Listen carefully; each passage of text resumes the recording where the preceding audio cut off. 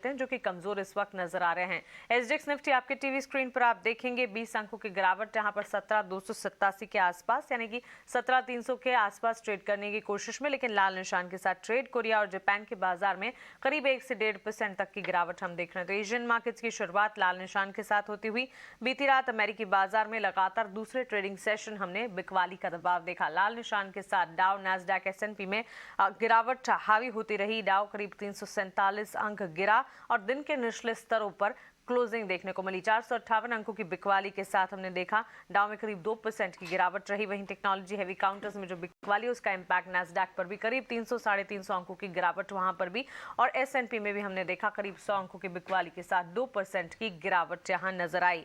इसके अलावा कच्चे तेल की चाल अगर देखें, तेजी जो है हमने देखा कल की जो जोरदार तेजी कच्चे तेल की चाल में देखी थी, ऊपरी लेवल से मुनाफा वसूली, लेकिन ब्रेंट के लेवल्स अब भी इंटैक्ट है।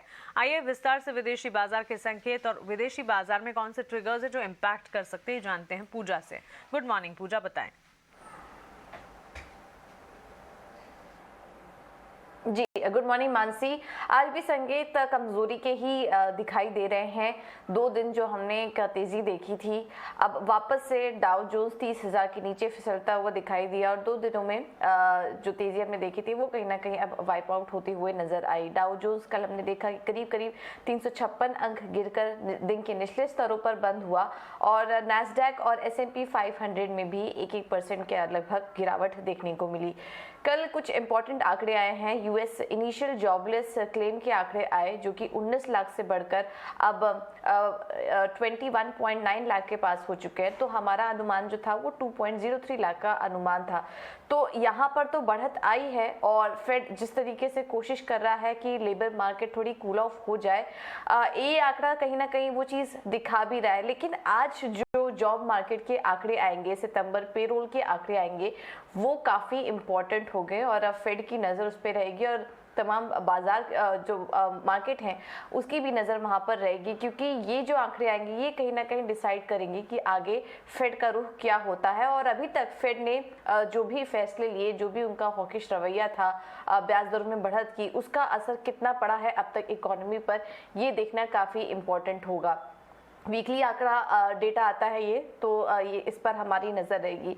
इसके अलावा इस बीच इन तमाम संकेतों के बीच फेड ऑफिशियल्स के भी बयान निकल कर आ रहे हैं। फेड गवर्नर लीजा को का कहना है कि यूएस लेबर मार्केट काफ़ी मजबूत दिखाई दे रही है, और फेड का पूरा फोकस रहेगा कि महंगाई को वो 2% के नीचे लाने की कोशिश करेंगे। इसके अलावा शिकागो फेड प्रेसिडेंट के भी यहाँ पर बयान निकल कर आ रहे हैं, कुछ हॉकिश स्टेटमेंट है, और इनका भी कहना है कि महंगाई पर फोकस रहेगा। पॉलिसी रेट 2023 स्प्रिंग तक 4.5 से 4.75% तक लाने की उनकी कोशिश होगी। तो इस तरह के जो बयान निकल कर आ रहे हैं वो भी कहीं ना कहीं बाजार में दबाव बनाने का काम कर रहे हैं। फिलहाल नर्वसनेस है बाजार में, और आज का जो इंपॉर्टेंट अभी जो हमने आपको थोड़ी देर पहले बताया, ये काफ़ी इंपॉर्टेंट होगा देखना, जो कि आगे की चाल यहाँ पर तय करेगा फेड की। इसके अलावा यूरोप के बाजार भी कमजोरी ही दिखा रहे हैं, यहाँ पर भी दबाव है। जो कुछ आंकड़े आ रहे हैं ज़्यादा इंकरेजिंग साइंस नहीं है, और सीधे दिखा रहे कि इकोनॉमी में उनके दिक्कत है। जर्मन फैक्ट्री ऑर्डर्स में अगस्त में 2.4% की गिरावट दर्ज हुई मंथ ऑन मंथ। हमारा अनुमान 0.7% का था, उसके साथ में 2.4% की यहाँ पर कमी देखने को मिली। यूरोप के जो रिटेल सेल्स के आंकड़े हैं वहाँ पर भी कमी देखने को मिली 0.3% की। तो ये जो अनुमान से कमज़ोर आंकड़े आ रहे हैं उसके चलते हम देख रहे हैं कि यूरो में कमज़ोरी बढ़ते हुए नज़र आ रही है।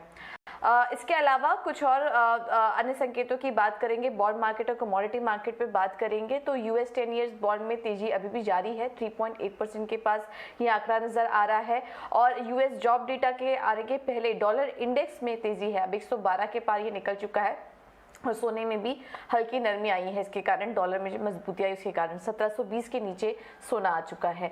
कच्चा तेल ये एक कंसर्निंग फैक्टर हो सकता है भारतीय बाजारों के लिए, क्योंकि ओपेक प्लस के निर्णय के बाद कच्चे तेल में तेजी अभी भी जारी है।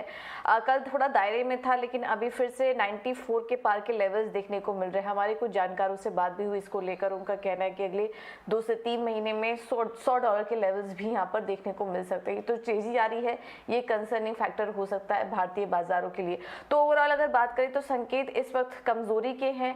आज जो आंकड़े आने वाले हैं जॉब मार्केट के, वो काफी इंपॉर्टेंट होगा और आगे के में बाजार की चाल तय करेगा, और कच्चे तेल की चाल पर भी हमारी नजर रहेगी। मार्केट के डेटा पर फोकस रहेगा। इस वक्त कमजोर संकेत विदेशी बाजार से आते हुए एसजेक्स निफ्टी की तरफ से जो बिकवाली है क्या वो रुकती है, ये देखना काफी इंपॉर्टेंट होगा, क्योंकि हल्की सी बिकवाली के साथ एशियन मार्केट्स की शुरुआत होती हुई दिखी है। शुक्रिया पूजा, ये ग्लोबल सेटअप हमें बताने के लिए।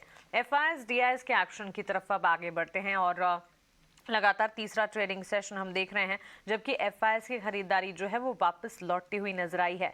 करीब 280 करोड़ की खरीदारी कैश मार्केट में एफआईएस ने की और आपको बता दें कि 3 दिनों में करीब 2200 करोड़ की खरीदारी कैश मार्केट में एफआईएस की तरफ से आती हुई दिखी है। वहीं कैश मार्केट में डीआईएस ने करीब 44 करोड़ की बिकवाली की है। वायदा बाजार पर रुक कीजिए। इंडेक्स फ्यूचर्स में बिकवाली के आंकड़े आए हैं, इंडेक्स ऑप्शंस में खरीदारी के डेटा आपके टीवी स्क्रीन पर आप देख पा रहे हैं। तो क्लियरली 3 दिन हो गए हैं जबकि एफआईएस की खरीदारी वापस लौटी। उम्मीद यही करेंगे कि ये इंटेंसिटी जो है वो बरकरार रहे। लेकिन